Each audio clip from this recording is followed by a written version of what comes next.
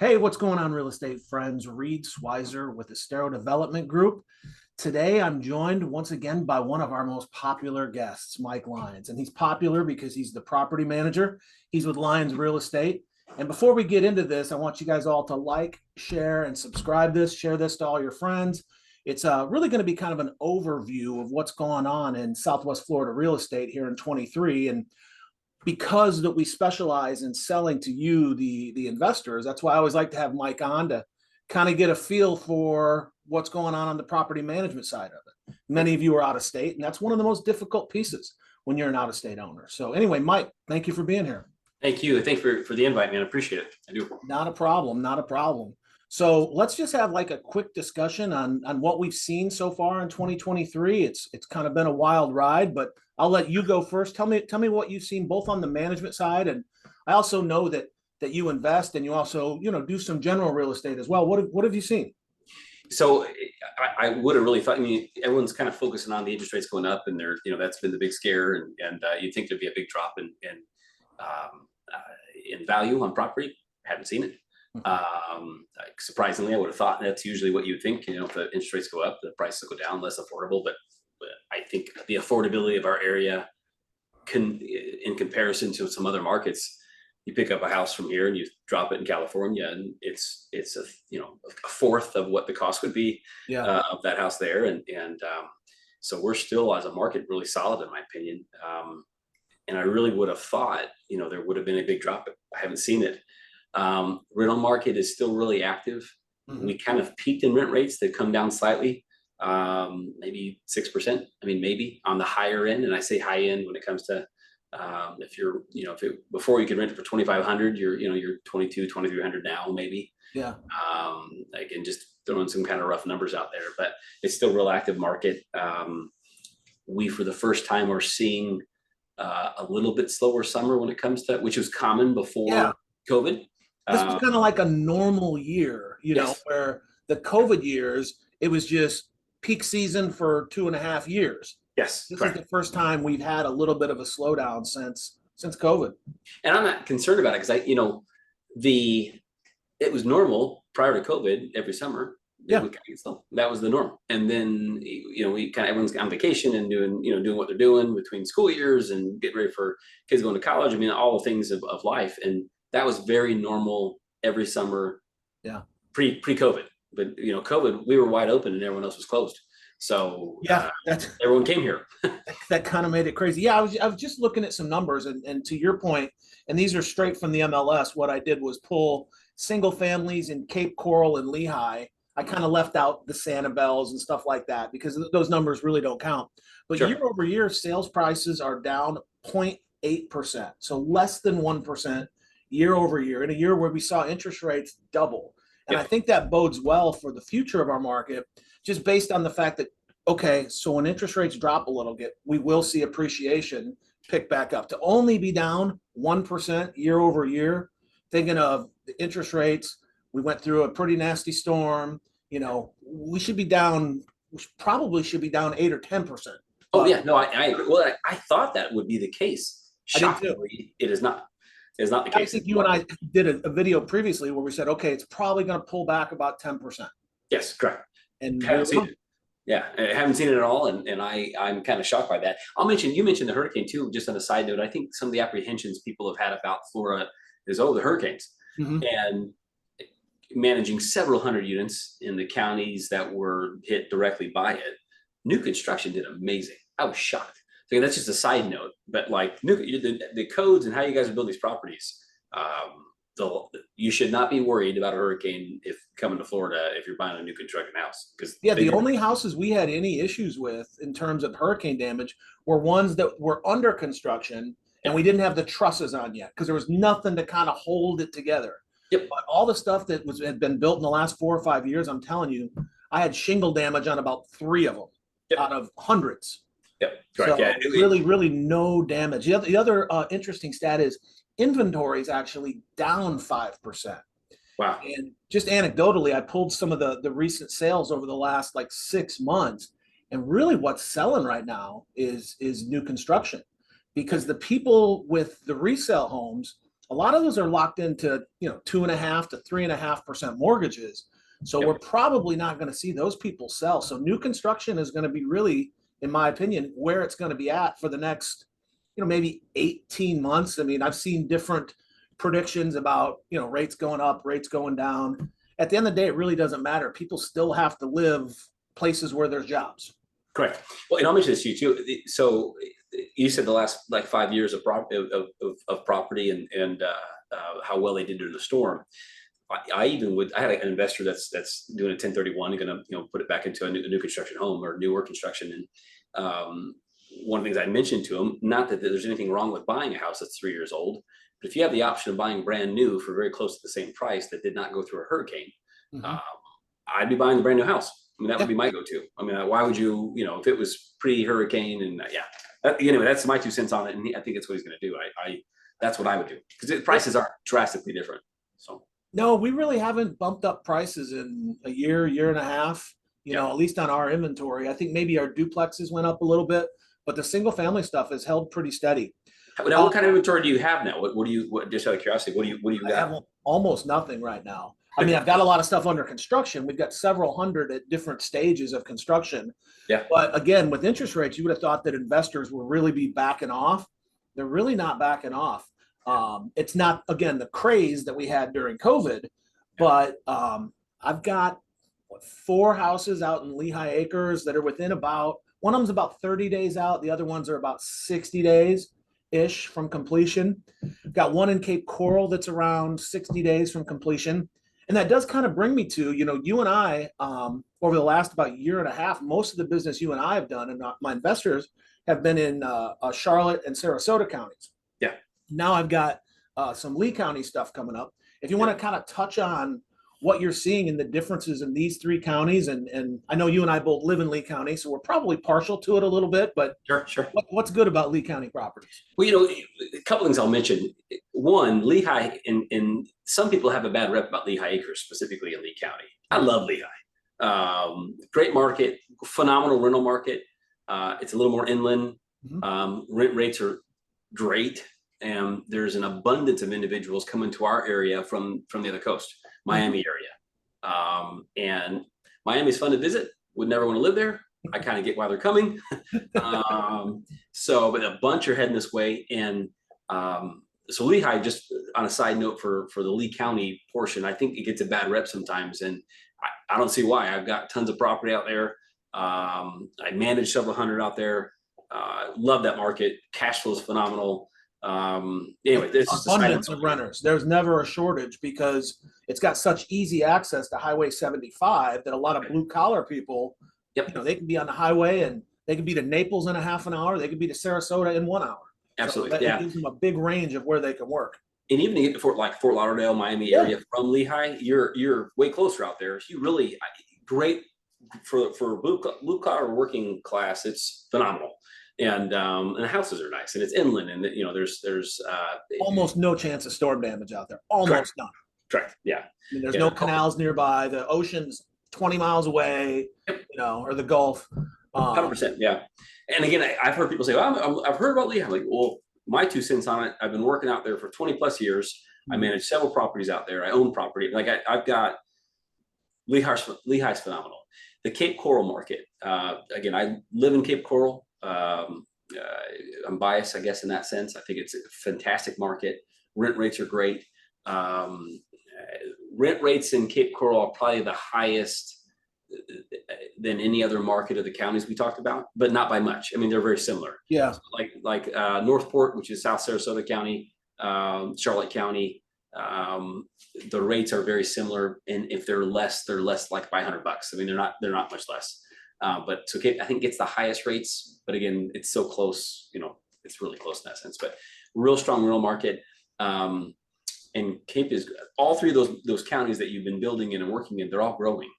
Again, we're the portion of this side of the state between Naples and Tampa, and it's all kind of growing, but I think we'll be growing for the next 30 years. Yeah. There's plenty of runway. There's plenty of land, plenty of vacant scattered lots still. We're not going to run out of those anytime soon. Well, that too. I mean, and again, everyone, it's kind of the hot topic to own property in Florida. But to own property in Florida, that's 20 minutes from, you know, turquoise water and gorgeous beaches and Sanibel Island and Captiva and Gasparilla. And I mean, all these locations that are All the phenomenal. fishing and beach and Oh, yeah. restaurants to hang out at. And Oh, yeah. I just showed some people moving here from North Carolina a house up in Venice. Mhm. Their job, they want to be in like the Venice area. And after we got done looking at houses and kind of discussed, you know, making an offer on one, we went to a place in Venice called Sharky's, which I'm sure you've probably been Oh, to yeah. before. Yeah. And they had two teenage boys, and the teenage boys, as we were walking up towards where the pier is at Sharky's, Yeah. like, I can't believe we get to live in a place like this. Oh, yeah. This would be 10 minutes from our house. Yes. You And know? that's the thing too, that I mean, like, you hop on a boat and you're 20 minutes from any and everything that's just gorgeous and beautiful. And then in February, when they're shoveling snow, I'm in shorts, man, and I'm on a boat still. I mean, like, that's just, Yeah. I think that's the part too. When people are ever, if they're apprehensive about some of the stuff that you think the negatives of a hurricane or it's probably the biggest concern I've heard people say, Mhm. like, if it's new construction, yeah, you leave town for a couple days, come back, you're good to go. Like, there's nothing to worry about in that sense. People want to live here. There's so many tax advantages, and I mean, there's a bunch of reasons why I'll die here. I love it here. I'm never going. Only see reasons for it to grow and get better. Yeah. And our prices, again, comparing it to other markets, New York, California, some of these other places where you're paying huge money to be in the cold or to be in some pretty weird landlord laws, I'll say, in these other states. We have a very landlord-friendly laws that protect us. You can evict people here if they're not paying. Very quickly. Very quickly. I mean, an eviction is 4 to 6 weeks. Yeah. Barely 4 weeks. If they fight it, maybe 6 weeks. And I've found too, when someone fights it, if they haven't paid, it's usually I haven't paid, but this is why. And judges are like, well, you have to pay still. So you know, they end up getting evicted every time. So that's very rare they actually fight them. But and I don't have to do many of them, thankfully. But yeah, just a phenomenal market. There's every reason, in my opinion, to see growth for several years to come. If you drive around and see all the vacant lots and land that still is years and years away from being, you know, built on, it's sky's the limit. So Sure. awesome Well, market. we've been talking a lot about my end of the business. Let's talk a little bit about your end of the business. I'll let you get a little plug, you know, what makes, you know, Lions Real Estate, the property management team, not only that people should choose moving forward, because you are a preferred vendor for that, Sure. but I do have a lot of clients that have bought years ago, and they might be with another management company. You know, why would someone choose you? But no, you know, and yeah, this is the selfish plug, and I'm Yeah, down. yeah, no, this is what it's Yeah. all about. So you know, there's other companies in the area that I think do a good job or decent job. A lot of the complaints, what I try to find when someone wants to change potentially companies, I want to find out what the other company's not doing for them. And it's usually the exact same with all companies. One, communication. They can't get a hold of the owner, in this case, me, to discuss, you know, whatever concern they have. Every owner I work with has my personal cell phone. And I think communication is probably one of the most important parts of the whole thing. And that's when you're not on your boat, you know, too far out. Yeah, well, so yeah, I'll call you back here in a minute. I got a fish on the line, but you know, I think giving them the ability to reach out whenever, have questions answered, open door communication, not an email. Hey, I'll get back to you in 48 hours. I think that So much of it I see is automated with some of these other places, which can be great. And I think there's a place for that. But you know, one of the things that people have told me about what they like about you is just the communication and the human touch. Like, yeah. I actually got to talk to someone. Yeah, well, yeah, and that's all. I think automation in some cases is awesome. Automation to remind tenants to change their AC filters and to pay their rent. Automation is great for that. Yeah. Automation for a conversation I want to have about an issue that's bothering me right now is not a good system, and I'll never go that route. The touch of I got a question, let's discuss it, because I found too the initial setup, and a lot of times is a lot of communication needs to be had. We need to know what the expectations are, you know, how this all works, and that's understood. And in the event there's a problem, you want to talk to somebody about it, and that's literally the biggest complaint I get from everyone is I can't get a hold of someone at my company. Right. Or they don't do what we've discussed they've committed to do, and that's the biggest issue. The other thing I found too is maintenance related problems. A lot of companies charge an additional fee above and beyond what the expense is to get a maintenance issue handled. Now, new construction has warranties, So it's going to be a while for that to even becomes an issue, but it will become an issue at some point. Sure. And on my end, we do all we can to not send a technician out for something simple. Most, I mean, it's like, you ever heard of YouTube? When there's something reported, you can look up anything Yeah. to check it first and diagnose it. And a lot of things are simple. So we are not quick to send someone out on minor issues, just because most things can be handled by someone who's competent to, watch a video and go, oh, push that button, and we're good to go.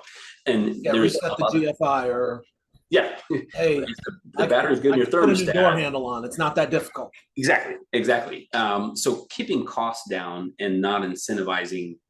My company's not. We don't have any incentive to send a contractor out. We don't make money on it, nor do I want to. I'd rather. The purpose of a property manager is to get really high caliber tenants to take care of the home and to keep costs down. That sums up my job. So I find a lot of companies don't put emphasis on that. And they're kind of fees for everything, fees to post a notice. I've heard of fees to send money to the owner, like to electronically send their rent proceeds. They charge a fee for it, like $10. But they're like, no, why, that would piss me off if I saw, I want this electronically. Again, there is an expense to send it electronically, and I do send it electronically. But I eat the expenses of, a business owner. I'm not going to send it to, hey, here's your money and here's $10 off because I need to cover my costs. Like a Venmo transaction or something where you get dinged for a couple of dollars, Yeah. Which is, to me, people just get annoyed by that, and they should. I mean, that's silly. So maintenance costs, communication are probably the two biggest things, and then bad tenants. Now, again, there's no perfect formula to get a good tenant, but there's a lot of things you can do to avoid most bad tenants. In my opinion, the most important part of the investment side of it is getting a good investment's great. Put a bad tenant in it, and it's immediately a bad investment while that tenant's there. So we're over the top on the processes that we take to qualify somebody. It's as if they're qualifying for a mortgage for a property. And if you think about it, they're going to live in a $350,000, $400,000 investment. They need to be competent and have their stuff squared away. And to do that, there's several things you can check, but the short of it is we check their income, we check their previous rental history, we check their credit score, we do a work verification. There's just a lot of do a criminal background check. We do a nationwide criminal and eviction check. And we want for their income, for example, we would never accept a written letter, on a Word document signed by a supposed, boss, because anyone can create that. I want a tax return. That hard, yeah.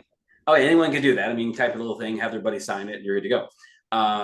So we'll do tax returns if they're self-employed, bank statements or pay stubs, and that anyone nowadays should have no problem providing that. Right. So again, there's a lot of little techniques we've used throughout the years and change to get the best qualified tenant possible. Because again, a bad tenant, a stable person with good income, good history, that has their stuff together, usually stays longer too. We're getting tenants to stay three to 4 years. I say 3.5 years, but 3 to 4 years is our current average, and that's great. I mean, I'd love for it to be 10 years. A lot of turnover here. Well, part of that is there's not a lot to buy. Yeah. Oh yeah. People have moved here for their jobs or whatever, and some of them might want to buy a house, but there's just not a lot out there right now.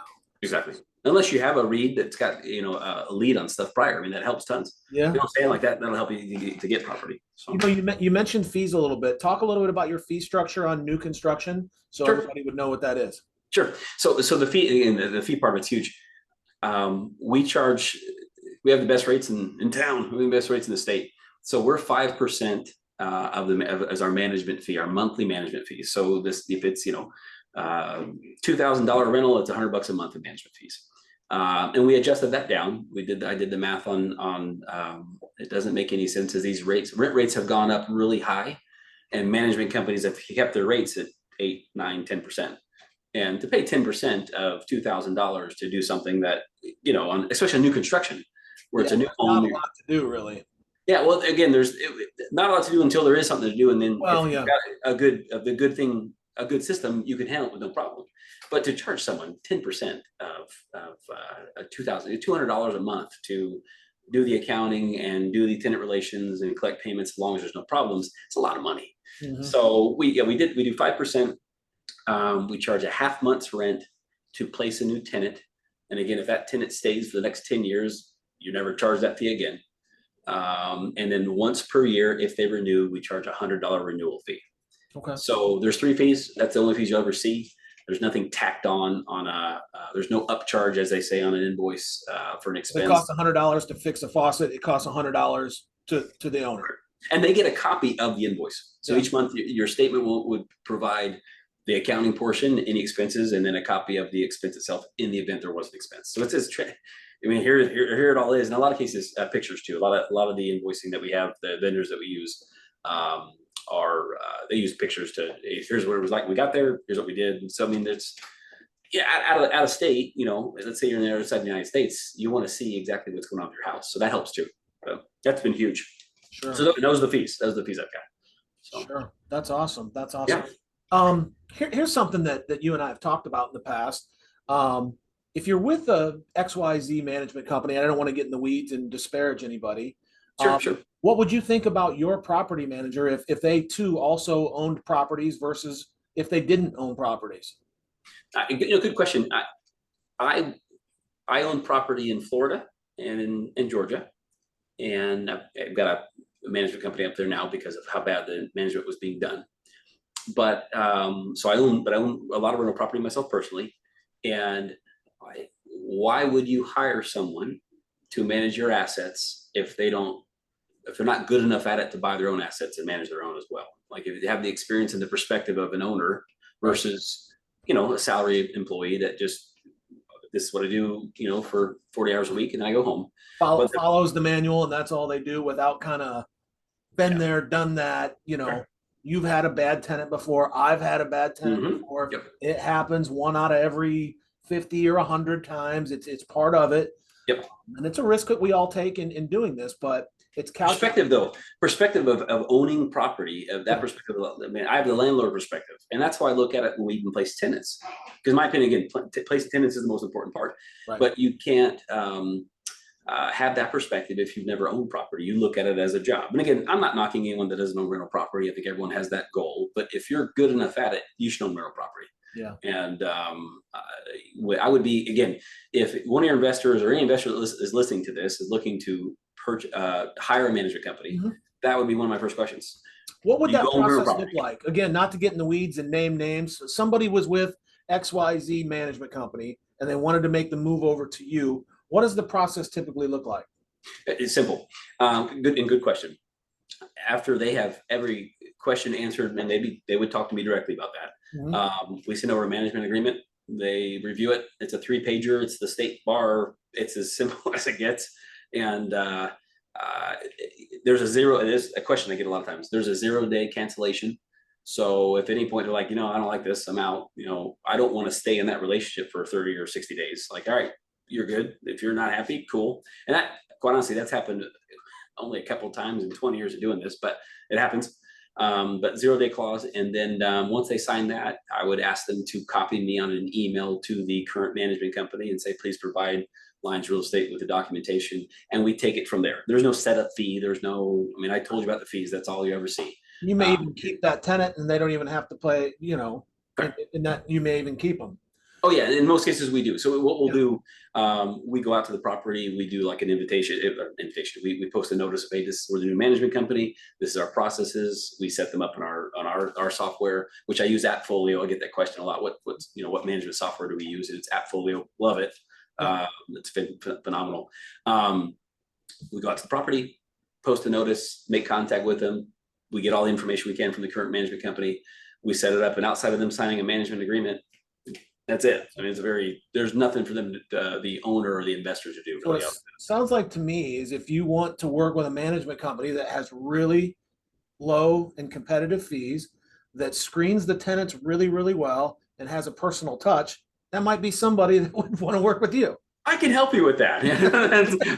that's me. Yeah. Again, questions like I get a bunch of questions, and I'm in the event you have an issue with your current management company in another state and you want to talk about it, call me. I'm happy to discuss that with another investor. Even if it doesn't, go to my company, we're all in this to make money and to avoid problems and issues. So. And state laws can vary a little bit state to state, but they're pretty consistent for the most part. So, but yeah, I get a lot of those. What would you do? Questions, and this is my 2 cents on it, and I'm happy to share it. So yeah.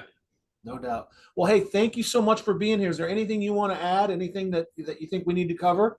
No, it was great. Thank you. No, I appreciate it. Anyone that wants to get a hold of me, my cell phone, like I said, I give it out. It's 239-560-6164. Call me if you have questions about real estate investing. I've done it for a long time. I've got the scar tissue of making mistakes, and I've got a lot of successes. So open about it and happy to share it with anyone that wants to talk about it. But I appreciate the time with you as well. So Awesome. Thank you very much, Mike. And until next time, remember, guys, read from Estero Developments. Like, share, subscribe, and be happy to help any of you out if you got any questions. Thanks a lot, thanks, man. everybody. Appreciate it. Thanks.